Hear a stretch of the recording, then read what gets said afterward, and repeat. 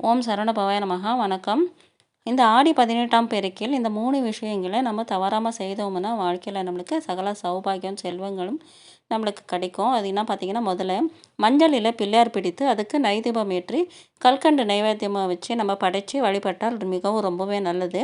வீட்டிலே அம்மன் படம் இருந்தால் அதுக்கு விளக்கேற்றி, பூ போட்டு, கற்பூர தூப ஆராதனைலாம் காட்டிட்டு, நைவேத்தியம் படைத்து வழிபாடு செய்தால் மிகவும் நல்லது.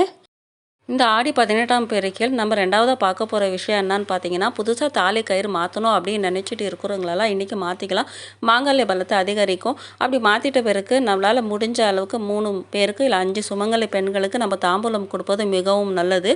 அப்படி நம்ம கொடுத்தோம்னா நம்மளுக்கு சகல சௌபாகியம், செல்வங்களும் அதிகரிக்கும். லக்ஷ்மி கடாட்சம் ஆடி 18ஆம் பெருக்கில் இந்நாளில் அரிசி, உப்பு, பருப்பு இவையெல்லாம் நம்ம வீட்டில் இந்நாளில் குறையாமல் நிறைஞ்சு இருக்கணும். அப்படி இருந்தால் தானியத்துக்கு எப்பொழுதுமே நம்மளுக்கு குறைபாடு வராது, செல்வம் அதிகரிக்கும். இந்த 3 விஷயத்தையுமே நம்ம தவறாமல் இந்நாளில் செய்தோம்னா மிகவும் சிறப்பானது.